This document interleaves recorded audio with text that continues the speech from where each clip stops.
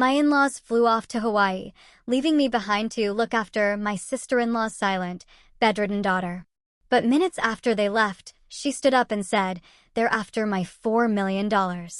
Please help me." When they returned, they say blood is thicker than water. But what happens when family is just a facade, meticulously crafted to hide a monstrous secret, one that cost an innocent child her childhood, her voice, and nearly her entire future? I found out, and my world hasn't been the same since. It started innocently enough, with a casual announcement of a Hawaiian getaway from my husband's wealthy, impeccably groomed family. They needed me to look after their 8-year-old niece, Chloe, a sweet but tragically special needs girl, supposedly mute and confined to a wheelchair since birth. The mansion, typically bustling with staff, suddenly felt vast and eerily silent as their private jets lifted off, leaving me alone with a child I barely knew, and a chilling feeling that something was deeply, terribly wrong. Before I dive deeper into this unbelievable journey, let me preface it with a little about myself. I'm Sarah Jenkins, a 29-year-old elementary school teacher. For years, my classroom was my sanctuary, a place where I poured my heart into helping children, where I felt respected, in control. But that sense of peace? It completely evaporated the moment I stepped into my husband's family circle. David and I had been married for 3 blissful years. He's truly kind, smart, and loving. Yet, he harbored one critical flaw, an almost pathological avoidance of conflict, especially when it came to his family. And while I adored David, his family, the Davies, were a completely different species altogether. They were old money, through and through, and they carried that weight with an oppressive, suffocating grandeur. First, there was Arthur Davies, my father-in-law. A towering, imposing figure, he was the living embodiment of a domineering businessman, built on real estate and an iron-fisted control he extended from the boardroom directly into his home. One glance from him, and you felt utterly insignificant, perpetually dressed in suits that cost more than my annual salary. Then, his wife, Victoria Davies, my mother-in-law. She was a chilling counterpart, cold, calculating, and utterly obsessed with appearances and social climbing. Her perfectly coiffed blonde hair never seemed to move, much like her carefully sculpted, often frozen, facial expressions. Victoria had perfected the art of the backhanded compliment, a venomous sting wrapped in silk. "Oh, Sarah darling," she'd purr, "that outfit is so brave of you." I simply couldn't pull off something so casual at a formal dinner. Next, Rebecca, David's older sister and Chloe's mother. 35, utterly devoid of a real job, she floated through life on a trust fund and family connections. She'd had Chloe in her 20s with a man who vanished quicker than smoke, leaving her to treat her own daughter more like a designer accessory than a human being. Then came Daniel, David's elder brother, a sharp corporate lawyer who functioned as Arthur's obedient shadow. He rarely spoke to me directly, as if my very existence somehow threatened his elevated status. And finally, my David. The youngest, forever caught in the crossfire, desperate for his family's approval, yet trying to maintain peace with me. I often felt like I was losing a brutal tug-of-war for his loyalty. From the very beginning, I was branded an outsider. My middle-class upbringing, my dedication to public education, they were met with barely veiled disdain, considered quaint and utterly impractical. Nothing I did ever measured up. My cooking was charming, my home decor minimalist, my teaching career noble, but such a waste. Every family gathering was an excruciating exercise in self-control, biting my tongue raw for David's sake. And then, there was Chloe, Rebecca's daughter. The family narrative was clear.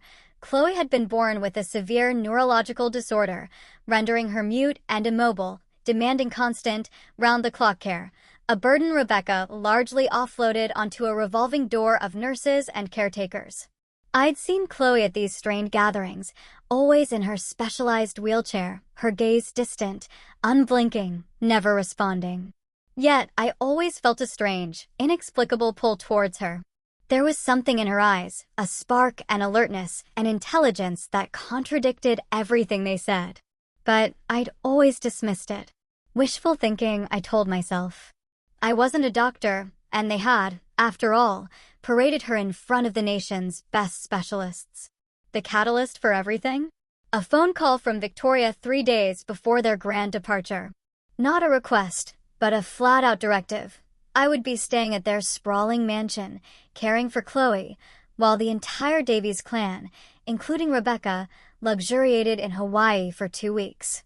"Oh, Sarah, darling," Victoria had purred, her voice like ice-cold honey, "we simply need you to watch Chloe while we're away." My stomach churned. What about her regular nurses? I'd asked, already knowing the game. "Oh, darling, we had to let them go. Such unreliable people.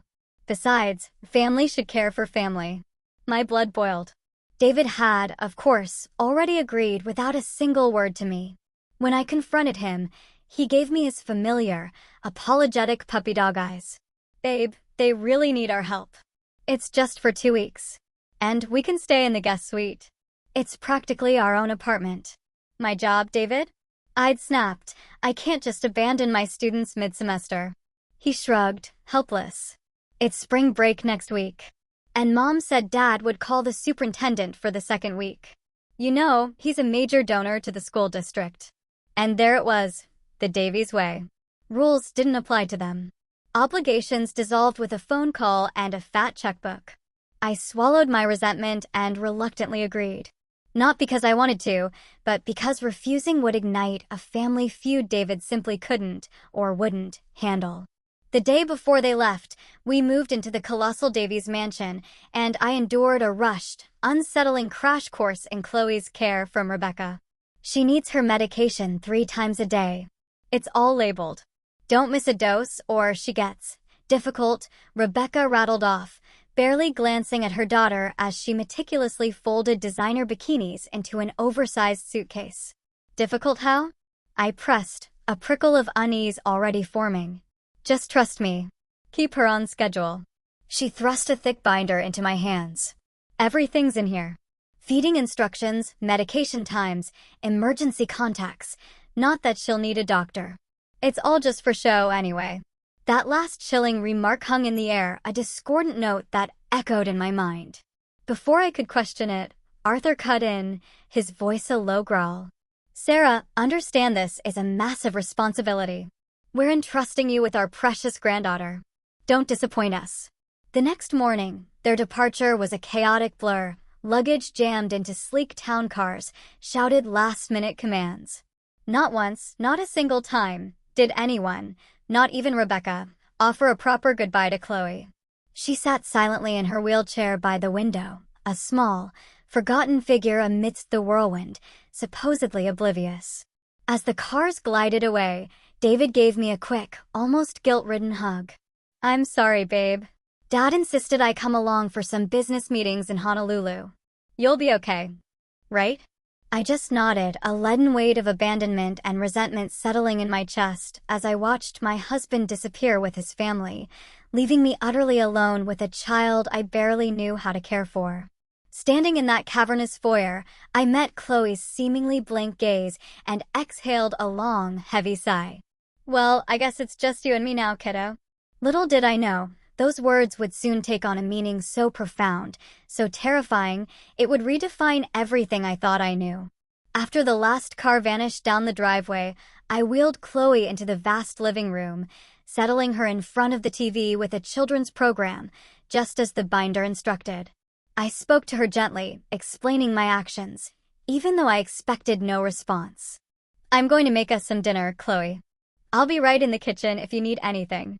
I felt a little foolish, talking to her as if she could understand, but it felt fundamentally wrong to treat her like an inert object. The detailed care binder chimed, time for her evening medication.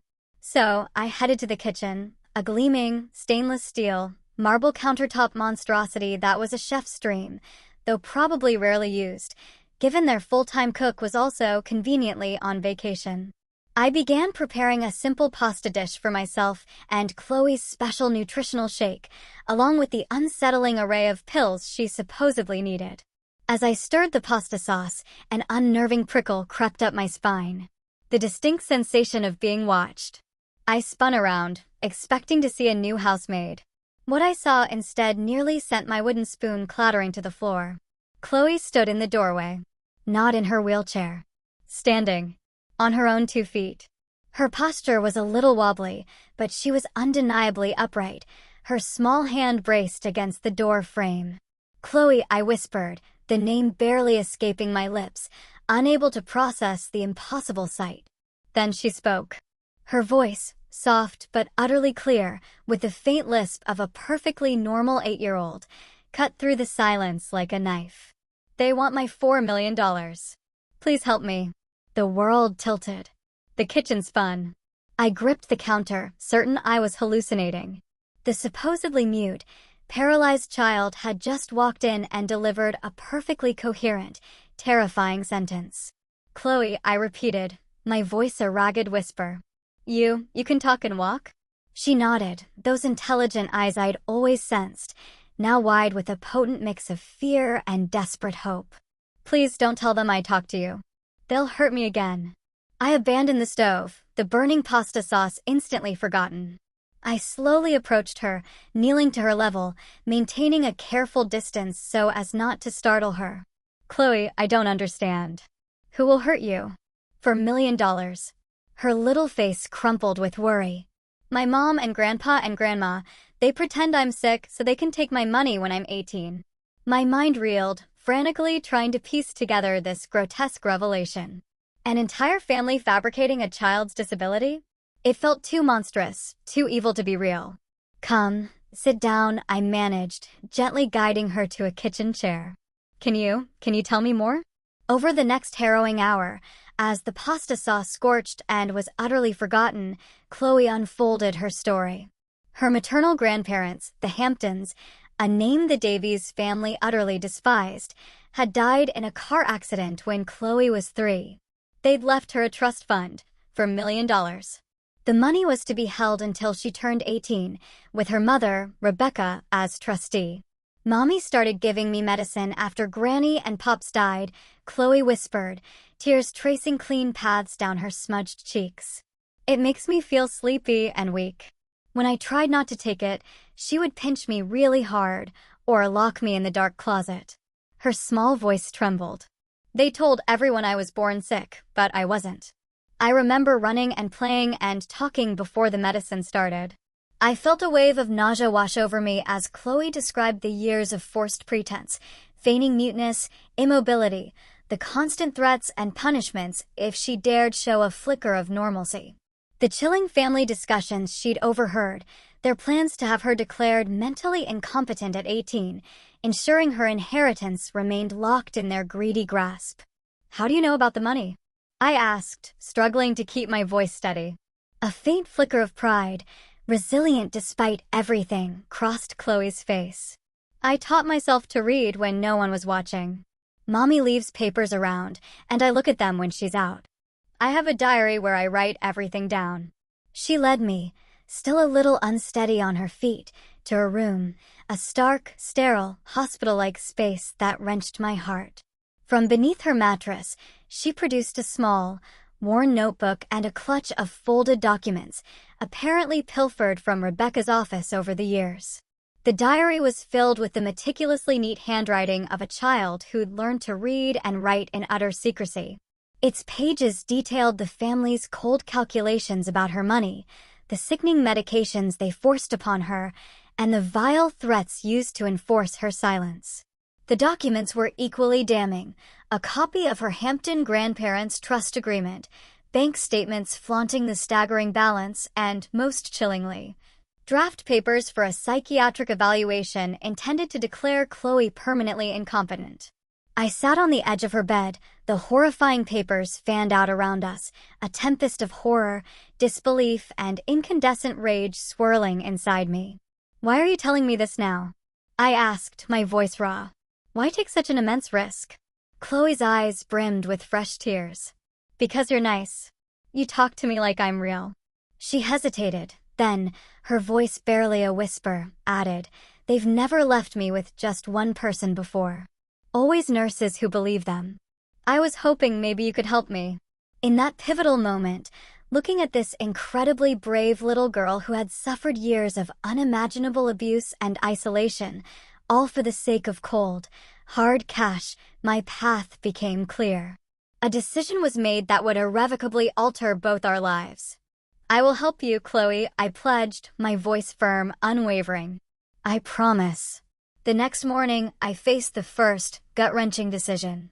Do I administer the prescribed medication, or do I trust Chloe's terrifying story and withhold it? The potential consequences were immense. If she truly needed it, I could endanger her. But if she was telling the truth, and my entire being screamed that she was, then I would be continuing her torment. My instincts won. I went through the motions of preparing her morning dose, but watched as the sinister liquid and crushed pills disappeared down the kitchen sink. I gave her the nutritional shake, unadulterated, my heart pounding as I anxiously watched for any ill effects. By midday, the transformation was nothing short of miraculous. Chloe became visibly more alert, her movements gaining a hesitant coordination. Her speech, which had been faintly slurred the night before, became clearer, more animated. She was, quite simply, a normal, vibrant 8-year-old girl, albeit one tragically starved of normal childhood experiences. "I feel better when I don't take the medicine," she confided, her eyes shining with a brilliance I'd never seen. My head doesn't feel fuzzy. Together, we embarked on a methodical, clandestine search for evidence. Chloe knew that mansion like the back of her small hand, having spent years observing from her wheelchair, supposedly oblivious. "Mommy keeps important papers in her office," she directed, her voice full of newfound purpose. "The key is under the plant pot." Rebecca's office was a monument to superficiality: designer furniture, stacks of fashion magazines, and untouched business books. The filing cabinet she pointed to was locked, but the key was exactly where she'd said. Inside, a treasure trove of damning evidence awaited. Financial documents detailed the trust from her maternal Hampton grandparents, confirming the $4 million. Legal correspondence laid out the trust terms, naming Rebecca as trustee until Chloe turned 18 or was deemed mentally capable. Most horrifying was a folder innocently labeled Chloe's condition. Inside, medical records, clearly falsified or obtained through sinister deception. Prescription records for potent sedatives and muscle relaxants, medications that would indeed render any active child listless and immobile. "Look," Chloe exclaimed, pointing to a document I'd almost missed. It was her original birth record and early pediatric reports, chronicling a perfectly healthy baby meeting every developmental milestone up to age 3. Then, abruptly, the reports mutated, detailing a rapid, inexplicable regression that coincided exactly with the death of her maternal grandparents. My blood ran utterly cold when Chloe led me back to her room and pointed to nearly invisible, tiny devices tucked into the upper corners. "They watch me sometimes," she whispered, her voice barely audible, "to make sure I'm being good." I recognized them instantly: surveillance cameras. This family monitored this child like a prisoner in her own home. As our investigation deepened, Chloe shared the horrifying, granular details of her daily reality. How Rebecca would discreetly pinch or twist her arm, just out of sight, if Chloe dared show any sign of awareness. How Arthur would creep into her room late at night, his voice a chilling threat, to remind her in graphic terms what would happen if she ever betrayed their secret. How Victoria would parade her at charity galas, a special burden to milk sympathy and donations that, I now fiercely suspected, never touched a charitable cause. "Grandma Victoria says I'm useful for making people feel sorry for them," Chloe articulated with a wisdom that shattered my heart. "She says it's the only way I can contribute to the family." My phone abruptly rang, a jarring interruption. It was Victoria, checking in as promised. I forced my voice into its most pleasant, saccharine tone, assuring her that everything was perfectly fine, all while Chloe sat silently beside me, her eyes enormous with fear. "Sarah, darling, remember, consistency is key with Chloe's care," Victoria purred, her voice a veiled threat. Any deviation from her routine could be problematic. "Of course," I replied, my free hand clenching into a white-knuckled fist. Everything's going exactly according to schedule. The moment the call ended, we resumed our search, this time on Rebecca's computer. Chloe knew the password. It's always her birthday, she'd explained with a hint of bitterness. We unearthed emails between family members, coldly discussing the trust fund, complaining about the burden of maintaining Chloe's fabricated condition, and most damning of all, meticulously detailed plans to have her declared legally incompetent upon her 18th birthday. One email, from Arthur to Rebecca, churned my stomach. The amendments to the trust are proceeding. Judge Harrison owes me a favor. Once the paperwork is finalized, even if the girl somehow manages to convince someone of her competence, the money remains under family control. Maintain the current protocols until then. We also discovered recent, unapproved amendments to the trust documents, clearly designed to grant Rebecca perpetual control over the funds, even if Chloe was somehow deemed competent. In Rebecca's bedroom, hidden behind an expensive painting, we found a wall safe. Chloe didn't know the combination, but I had a desperate hunch. I tried Rebecca's birthday, nothing. Then, Chloe's birth date. Click. The safe swung open. Inside, more financial documents, expensive jewelry, and a crucial USB drive. Plugging it into Rebecca's computer, we found a cache of medical records confirming Chloe's perfectly healthy birth. And then, the gut punch, videos. Videos of Chloe as a vibrant toddler, running, laughing, talking. Irrefutable, heartbreaking proof that she had developed entirely normally before her grandparents' tragic death. By that evening, I had assembled an overwhelming mountain of evidence exposing the Davies family's elaborate scheme. But one crucial question still gnawed at me. Why? Why such extreme, horrifying lengths? For $1 million was a staggering sum, yes, but the Davies were already obscenely wealthy. There had to be more. The answer came when Chloe revealed a hidden compartment in her specialized wheelchair, a secret repository for various papers she'd meticulously collected over the years. Among them was a letter, addressed to her from her maternal grandfather, meant to be opened on her 18th birthday. It had been mistakenly mixed in with documents Rebecca had received after her parents' death. The letter unveiled the chilling truth. The $4 million was just the tip of the iceberg. The Hamptons had been wildly successful oil investors, selling their company for an unimaginable fortune. The bulk of their estate, nearly $50 million, was held in a separate trust, set to transfer to Chloe at age 25. But there was a catch. She had to be deemed mentally competent and in control of the initial $4 million trust. The Davies weren't just after $4 million. They were playing a horrifyingly long game for a fortune more than 10 times that amount. As I tucked Chloe into bed that night, in a safe guest room far from the prying eyes of the surveillance cameras, a fierce, unshakable determination solidified within me. This brave, resilient little girl had suffered years of abuse, isolation, and calculated torment. I was now her only hope for freedom. "We're going to fix this, Chloe," I whispered, gently smoothing her hair. "You're not alone anymore."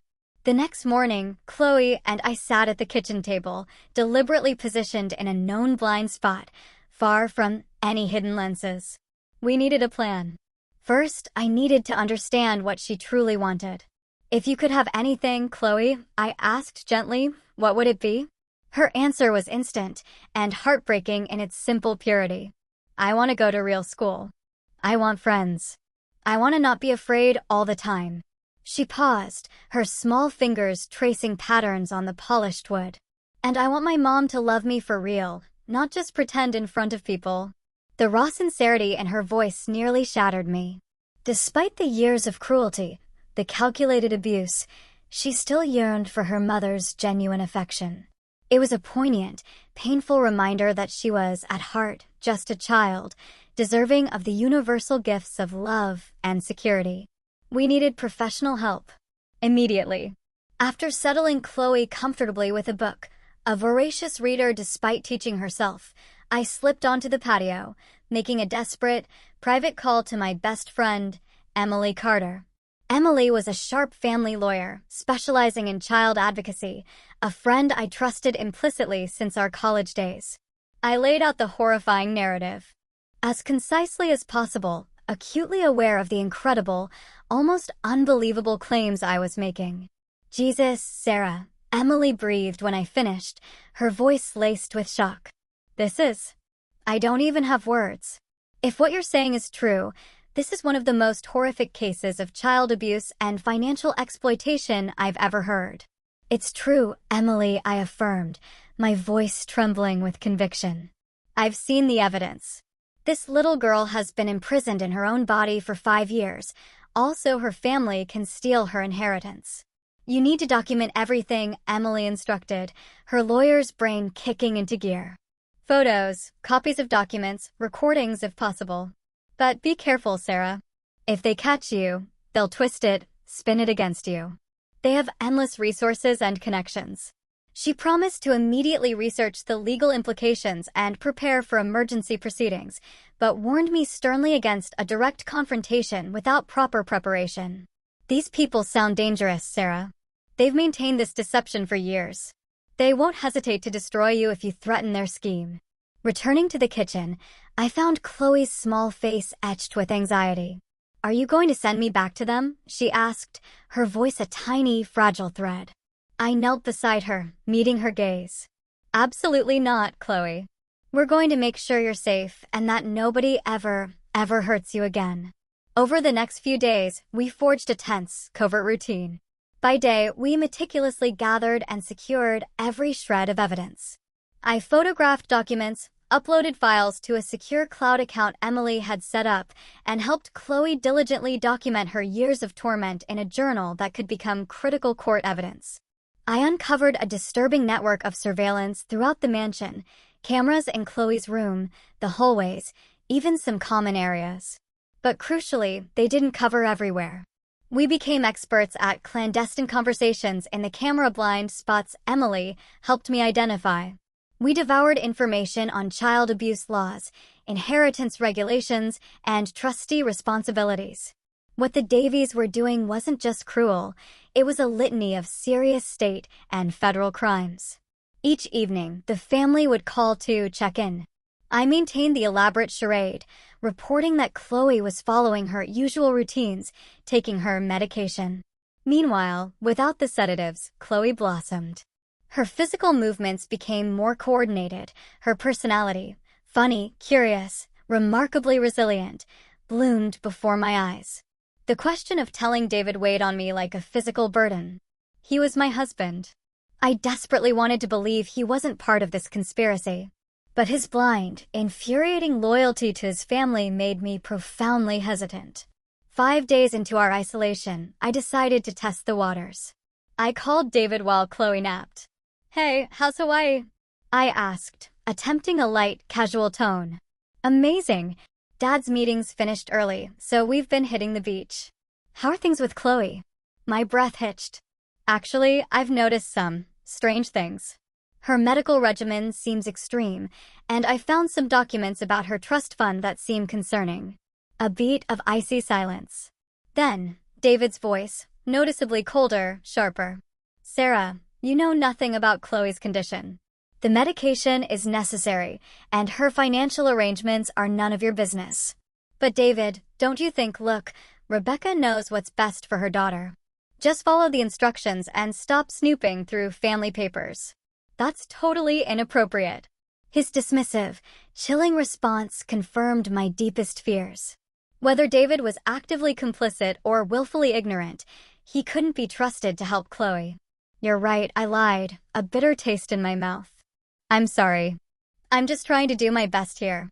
After hanging up, I sat in the suffocating silence, my resolve hardening into steel.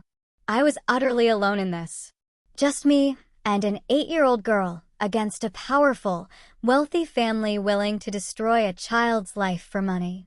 In those precious days, I made it my mission to introduce Chloe to the simple, normal joys of childhood that had been so cruelly stolen from her.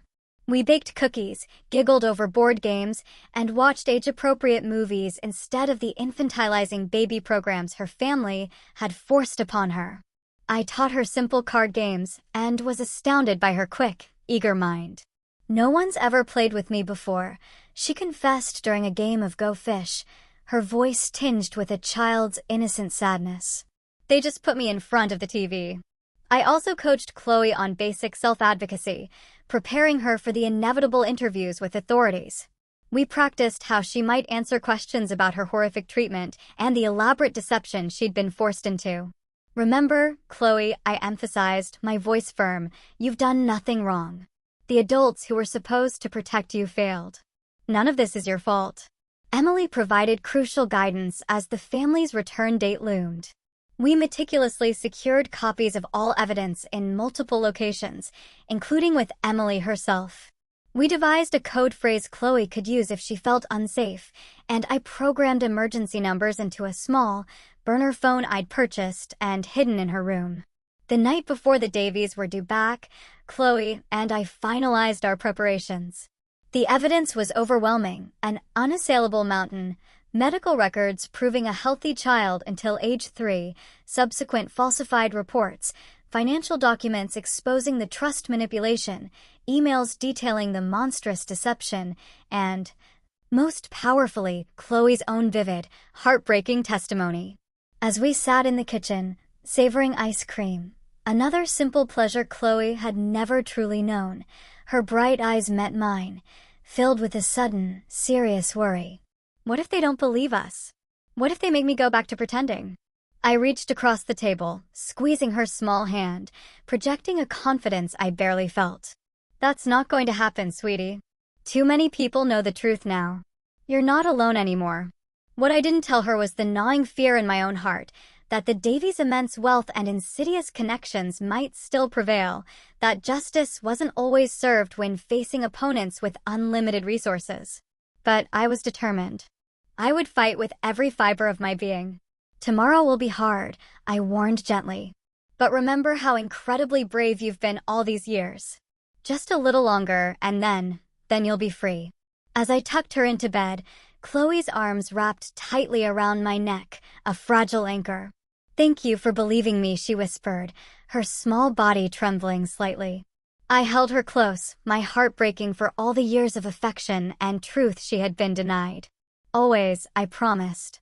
Now get some sleep. Tomorrow is a very, very big day. Little did I know tomorrow would arrive much, much sooner than we anticipated.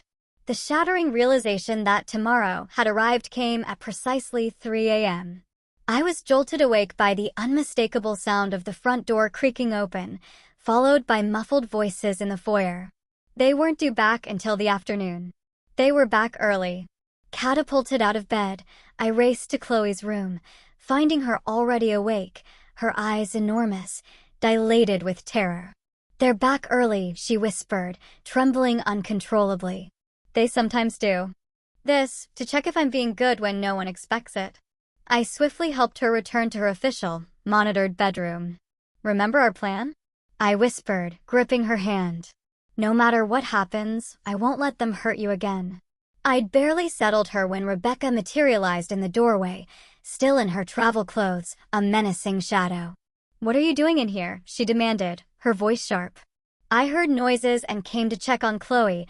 I improvised smoothly, my heart hammering against my ribs. You're back early.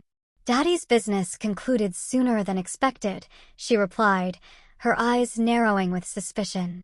Has everything been going according to schedule? Of course, I lied, my voice steady, exactly as you instructed. Rebecca pushed past me, approaching Chloe's bed. Let me see her. I watched, every muscle tense, as she scrutinized her daughter, searching for any telltale sign of our deception. Chloe played her part flawlessly, remaining limp, expressionless. Her medication? Rebecca queried, a dangerous edge in her tone. All given as prescribed, I assured her. The logs are in the kitchen. Seemingly satisfied for the moment, Rebecca left to join the others downstairs. I squeezed Chloe's hand, a silent promise, before following. In the opulent living room, the entire Davies clan was assembled, despite the ungodly hour. Arthur and Victoria sat regally on the sofa, Daniel paced by the fireplace, and David stood awkwardly by the entrance, pointedly avoiding my gaze. Sarah, Arthur acknowledged me, his voice a block of ice. I trust everything has been satisfactory in our absence. Yes, I replied simply, deciding to let them make the first move. Victoria's calculating eyes bored into me. Curious, she began, her tone a dangerous purr. Amanda checked the medication supply before we left. It seems several doses are unaccounted for. My heart galloped, but I kept my face a mask of serene neutrality. I followed the instructions precisely. Perhaps there was a miscount before you left. Perhaps, Victoria conceded, though her tone suggested she believed nothing of the sort. An unbearable silence descended, broken abruptly by a sound that froze every soul in the room, slow, deliberate footsteps on the grand staircase. All heads snapped up.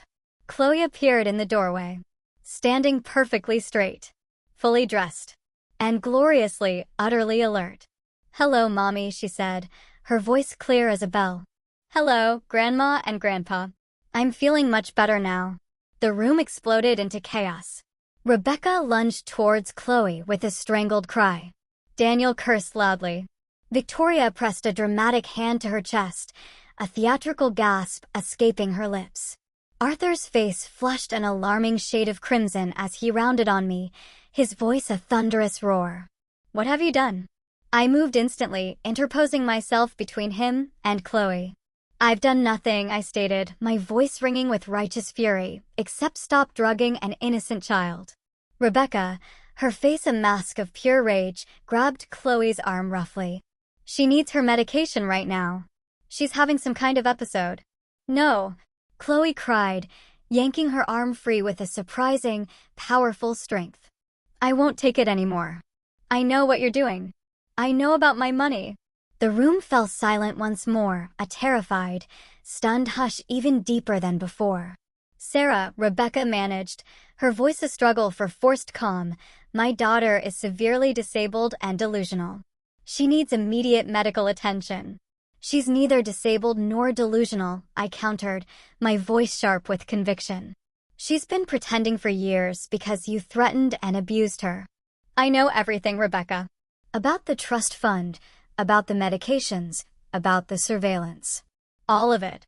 Arthur stepped forward, his immense frame looming over me, a dark shadow. "You have no idea what you're talking about. This is a family matter that you have grossly misinterpreted." "I've misinterpreted nothing," I snapped, refusing to yield an inch.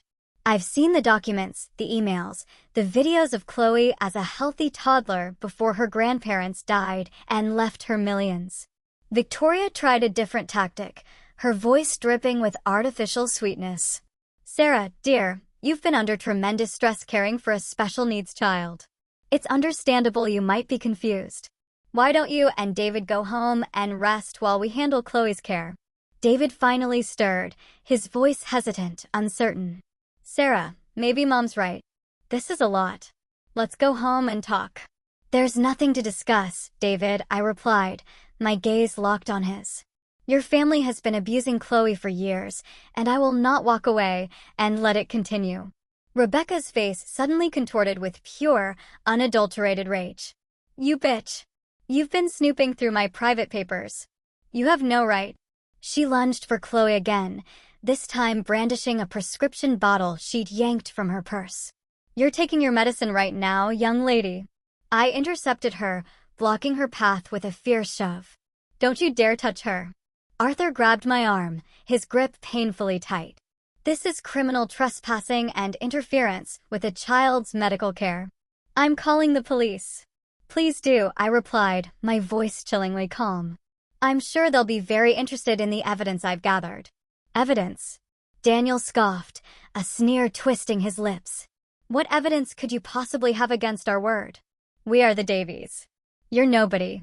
I have copies of all the financial documents showing how you've been manipulating Chloe's trust," I began, ticking off each point, watching their faces drain of color. "I have the falsified medical records. I have the emails where you discuss your plans to have her declared incompetent when she turns 18, so you can keep control of her inheritance. Most importantly," I continued, my voice gaining power, "I have Chloe herself, a perfectly healthy, intelligent 8-year-old who can testify to years of abuse and medical neglect." Rebecca's expression turned vicious. "No one will believe her. She's been diagnosed with severe cognitive impairments since she was 3. Diagnosed by doctors your father paid off, I countered, my voice unwavering. The truth will come out. Arthur stepped closer, his voice dropping to a menacing whisper. You have no idea who you're dealing with. I can destroy you, your career, your reputation. One phone call, and you'll never teach again. David finally, seemed to grasp the terrifying gravity of the situation. Dad, he stammered, his voice laced with dawning horror. What are you talking about? What's going on here? Before Arthur could respond, Rebecca made another desperate grab for Chloe, this time succeeding in twisting her arm, forcing a pill towards her mouth. Take it, she hissed, her face contorted. Take it now or you'll regret it. Chloe struggled, a pained cry tearing from her throat as Rebecca wrenched her arm. No, let me go. Something in me snapped. I shoved Rebecca away from Chloe with more force than I intended, sending her stumbling back against an antique side table. Don't you dare touch her. I roared. Arthur advanced on me, undisguised menace in his eyes. That's assault. Daniel, call the police. We'll have her arrested. I wouldn't do that if I were you, I said, pulling out my phone, my voice dangerously calm. Because the police and Child Protective Services have already been contacted. The atmosphere in the room shifted instantly. Arthur froze mid-step, his face a sudden mask of calculating fear. You're bluffing, he sneered, but a tremor of uncertainty had crept into his voice. Am I? I held up my phone, showing them the call history. My friend, Emily Carter. Perhaps you've heard of her. She's one of the top family lawyers in the state. She's been documenting everything we've discovered. Victoria's perfectly maintained composure began to fracture, hairline cracks appearing. Arthur, perhaps we should discuss this privately. Before he could respond, the doorbell chimed, its innocent melody echoing through the suffocating tension of the room. Daniel moved to the window, his jaw dropping. There's a police car in the driveway. The color drained from Arthur's face. Nobody say a word. I'll handle this. But when he opened the door, it wasn't just the police. Emily stood there, flanked by 2 officers and a woman I recognized as a CPS caseworker. Emily had delivered, exactly as promised. Mr. Davies, Emily greeted him, her voice cool and professional. I'm Emily Carter, attorney at law. I believe you've been expecting us. Arthur made a last-ditch effort to seize control. There's been a misunderstanding. My daughter-in-law has been interfering with my granddaughter's medical care. The child is severely disabled and needs immediate attention. Emily remained utterly unfazed. That's not what the evidence suggests, Mr. Davies. We have reason to believe Chloe Davies has been subjected to long-term medical abuse and financial exploitation. The officers requested to speak with Chloe, and despite Arthur's furious objections, they insisted. As the situation unfurled, I watched David closely. His face cycled through confusion, then disbelief, and finally, a dawning, shattering horror as he began to stitch together the ugly truth. Our eyes met across the room, and I silently, desperately pleaded with him. Choose the right side. Choose Chloe. The critical moment arrived when Rebecca, seeing her monstrous scheme collapsing around her, made one last, desperate attempt. Chloe has severe developmental issues, she insisted to the CPS worker, her voice shrill. She hallucinates and makes up stories. She needs her medication immediately. The caseworker, calm and professional, requested to see the medication. Rebecca thrust the bottle into her hand. The worker meticulously read the label. This is a powerful sedative, Miss Davies. Not typically prescribed for children except in extreme cases. She is an extreme case. Rebecca snapped. Then you won't mind if we have her evaluated by an independent physician, the caseworker replied, her voice an unwavering steel thread. Rebecca's composure finally shattered. You can't take her. She's my daughter. A daughter you've been drugging and abusing for 5 years, I interjected, unable to hold back. You shut up. Rebecca shrieked, lunging at me. An officer swiftly stepped between us, restraining her. In that moment of searing chaos, David finally broke his agonizing paralysis. He moved to my side. He looked at Chloe, who, though trembling, stood remarkably tall. Chloe, he said gently, kneeling to her level, his voice cracking. Can you tell me the truth? Has my family been hurting you? Chloe looked at him with weary, ancient eyes, then at me. I nodded, a silent encouragement. They make me take medicine that makes me sick, she said clearly, her small voice cutting through the tension. They tell me if I talk or move when people are around, they'll send me away forever. They want my money from my other grandparents. David's face crumpled, a mask of devastating anguish. He turned to his family, who watched him with a volatile mix of rage and calculation. Is this true? He demanded, his voice thick with pain. Have you been abusing this child for money? Arthur instantly attempted damage control. Son, you're being manipulated. Your wife has filled your head with lies. No more lies, David replied firmly, his spine finally straightening. I want the truth. Victoria tried next, her voice a fragile, desperate plea. David, darling, you know Chloe's condition. We've all sacrificed so much to care for her. Then you won't mind proving her condition with independent doctors, David countered, his voice steady. The standoff might have dragged on, but Emily stepped forward, a thick folder in her hand. I have copies of all the evidence Sarah has gathered. Financial records, emails, medical documentation, enough to launch a criminal investigation. She turned to Rebecca, her gaze unflinching. Including your emails discussing how to have Chloe declared incompetent when she turns 18 to maintain control of her trust. Rebecca's face utterly drained of color. Those were private, she gasped. They're evidence of conspiracy and child abuse, Emily corrected, her voice cold. Arthur, ever the calculating businessman, swiftly assessed the deteriorating situation, changing tactics with sickening speed.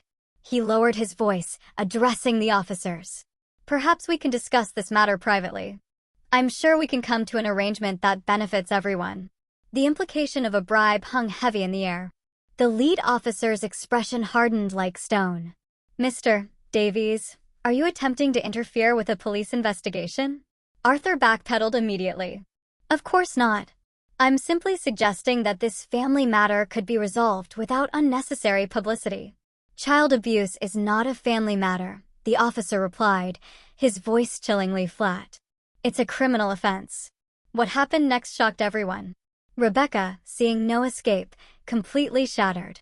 It was Daddy's idea, she shrieked, her finger trembling as she pointed at Arthur. He said Chloe's inheritance could solve all our problems. The company was failing. We needed the capital. He said no one would question it if Chloe had special needs. Rebecca, shut up. Arthur bellowed, but it was too late. He arranged everything. The doctors, the medications. I just did what he told me, she continued, tears streaming down her face, her voice a raw, broken thing. He said it was only temporary, just until we stabilized the business. But then it went on and I didn't know how to stop it. The officers exchanged grim glances.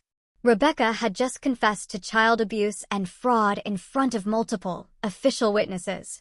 Victoria, ever the picture of perfect appearances, made a pathetic attempt at damage control. This is all a terrible misunderstanding. We only wanted what was best for Chloe by drugging her into submission and stealing her inheritance. I couldn't help but interject, my voice dripping with scorn. The next few hours blurred into a surreal, chaotic haze. Chloe was carefully transported to the hospital for a full evaluation, accompanied by the CPS worker, and at my unwavering insistence, myself. David came with us, utterly shell-shocked, but now, finally, resolute to make things right. Arthur and Rebecca were taken to the police station for questioning, while Victoria and Daniel were sternly instructed not to leave town as the investigation proceeded. The Davies family's meticulously constructed facade had utterly crumbled in a single, catastrophic night. At the hospital, doctors swiftly confirmed what we already knew. Chloe was physically and neurologically normal for her age, though understandably exhibiting some developmental delays due to years of isolation and forced medication. There were no signs, none, of any congenital disorder or disability. As Chloe underwent a battery of tests, David and I sat in the sterile waiting room, the immense weight of the night's revelations hanging heavy between us. I had no idea, he finally whispered, his voice hollow with shock. I swear, Sarah. I didn't know what they were doing. You didn't want to know, I gently corrected, my voice soft but firm. There were signs, David. You chose not to see them. He nodded, his gaze distant, accepting the stark truth of my words. What happens now? Now, I replied, my voice gaining strength, we make sure Chloe is safe and gets justice. Everything else is secondary. David reached for my hand. After a moment's hesitation, I allowed him to take it. We had an impossibly long road ahead, but at least, finally, we were on the same side. Later that night, as Chloe slept peacefully in her hospital bed, closely monitored by nurses who now knew her truth, Emily updated us on the rapidly evolving legal situation. Rebecca's confession complicates things for Arthur, she explained. He's already trying to claim she acted alone, but the evidence you gathered suggests otherwise. They're both facing serious charges: child abuse, fraud, financial exploitation of a minor. Victoria and Daniel might be implicated as well, depending on how much they knew. And Chloe? I asked, the only question that truly mattered. The court will appoint a guardian ad litem to represent her interests. Given the circumstances, they'll want to place her with family, but obviously not with Rebecca or the elder Davies. David and I exchanged a long, meaningful glance. We could take her, he said quietly, his voice tinged with a fragile hope. If she wants that. It wasn't a simple solution. David was still grappling with his family's profound betrayal, and our marriage had sustained a serious blow from his initial, infuriating inaction. But it was a start. A commitment. A pledge to finally put Chloe's needs first. One step at a time, Emily advised softly. The important thing is that she's safe now. You did that, Sarah. You saved her. As I looked through the doorway at the sleeping child who had displayed such incredible, silent courage, I felt a powerful mixture of relief and resolute determination. The immediate confrontation had been won. But the battle for Chloe's future? That was just beginning. 3 months after that harrowing night, I sat in a sunlit courtroom, a witness as the judge finalized our temporary guardianship of Chloe. The preceding quarter year had been a relentless whirlwind of legal proceedings, heart-wrenching therapy appointments, and challenging adjustments to our newly formed, unconventional family structure. The Davies family had imploded, spectacularly. Arthur and Rebecca had both been charged with a litany of felonies, including child abuse, fraud, and financial exploitation. Arthur's arrogance had been his undoing. His brazen attempt to bribe a detective backfired spectacularly, adding witness tampering to his rapidly expanding list of charges. Rebecca, ever the opportunist and still clinging to a desperate strategy of self-preservation, had agreed to testify against her own father in exchange for a plea deal. She still faced a significant prison sentence, but one demonstrably less severe than she might have otherwise received. In her rarer, more lucid moments, she expressed a flicker of remorse for her treatment of Chloe, though the genuineness of her regret remained chillingly debatable. Victoria had, remarkably, evaded direct criminal charges due to insufficient evidence of her direct involvement in the physical abuse or drug administration. However, her name was now firmly ensnared in civil suits concerning the gross mismanagement of Chloe's trust. Her meticulously curated reputation in high society, the one thing she valued above all else, was utterly in tatters. The charitable organizations she once so proudly chaired had quietly, yet unequivocally, requested her resignation. Daniel had, with his lawyer's cunning, managed to legally distance himself from the worst of the scandal, claiming convenient ignorance of the full, horrifying extent of the scheme. Yet, his career hadn't emerged unscathed. His prestigious law firm placed him on indefinite leave, pending the outcome of an inevitable Bar Association inquiry. As for David and me, we'd embarked on an intensive, often painful, journey of marriage counseling. His initial, infuriating failure to believe me had carved a deep, jagged rift between us, one that wouldn't heal overnight. But his unwavering, fierce support of Chloe since the truth had emerged had given us a fragile but real foundation to rebuild upon. He had, with a quiet strength, severed all financial ties with his family, opting instead to start his own consulting business, determined to carve his own path, entirely free from the tainted Davies' fortune or their insidious connections. The most breathtaking transformation, however, was Chloe's. Free from the chemical fog of medication and the crushing weight of fear, she had blossomed like a delicate flower finally given sunlight and water. Her physical strength surged back quickly, and though she had significant educational gaps to fill, her innate intelligence and insatiable curiosity made her a remarkably quick study. The court had appointed a highly respected financial manager as the new trustee for Chloe's inheritance, complete with stringent oversight provisions. The trust would now provide for her education and care, diligently protecting the principal until she came of age. The existence of the colossal, $50 million inheritance awaiting her at 25 had also been confirmed, irrevocably securing her long-term future. Therapy was, and continues to be, instrumental in helping Chloe process her years of trauma, though the path to full emotional recovery would undoubtedly be long. Some nights, she still woke with heart-wrenching nightmares, crying out in terror that her mother or grandfather was coming to punish her for speaking. On those nights, I would simply sit with her, holding her close, patiently reassuring her that she was safe, that no one, ever, would hurt her again. We had enrolled her in a small, private academy, one experienced in nurturing children with unique, challenging backgrounds. After initial, understandable adjustment difficulties, she had begun to make friends, tentative at first, then blossoming, eager to participate in normal childhood activities. Her first sleepover, a momentous occasion, was celebrated with gleeful abandon, ice cream, and a marathon of children's movies. As the judge's pen scrawled across the final guardianship papers, Chloe squeezed my hand, her small face radiating pure, unadulterated hope. "It's official now," she whispered, her voice thick with emotion. "It's official," I confirmed, my own voice a little shaky. "You're staying with us." Outside the courtroom, Emily met us, a relieved smile gracing her lips. "Congratulations, Sarah," she said, her voice warm. "The hard part is over." "Is it ever truly over?" I asked quietly, thinking of the immense years of healing still stretching before us. "The worst of it is," she assured me, gently squeezing my shoulder. "You gave her a future, Sarah. Not many people would have had the courage to do what you did." Inspired by our harrowing experience, Emily and I had, in fact, established a foundation, a small, but fiercely dedicated organization, to identify and support other children trapped in similar, insidious situations, victims of medical child abuse and financial exploitation. It was still in its infancy, but we had already connected with families across the country whose devastating stories echoed Chloe's in deeply disturbing ways.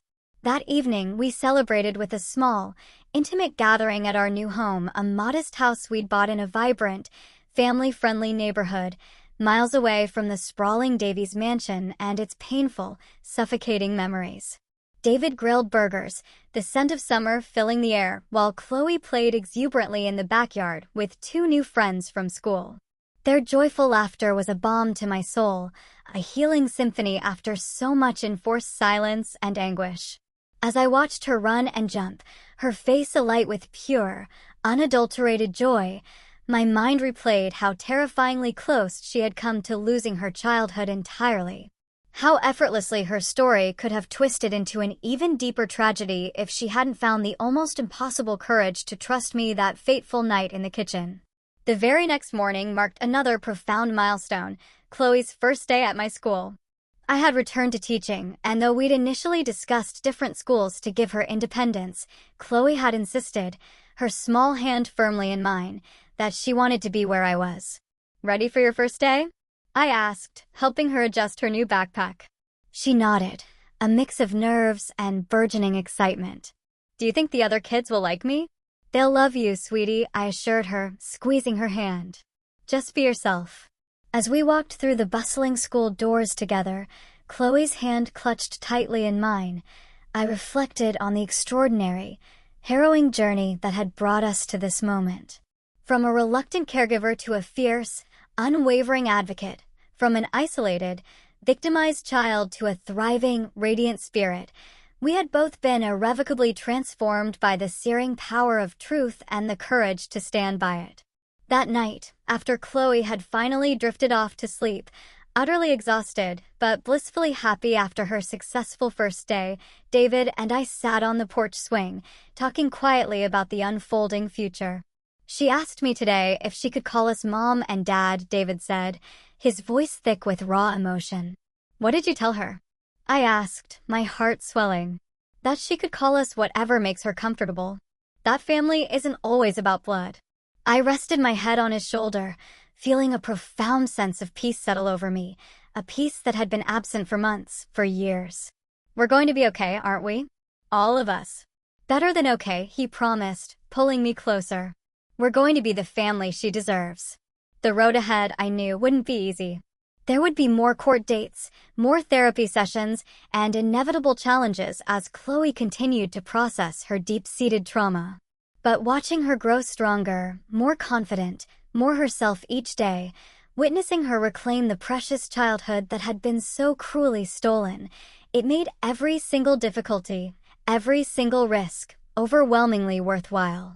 The most profound, indelible lesson I had learned through all of this was about the extraordinary courage it takes to protect those who cannot protect themselves.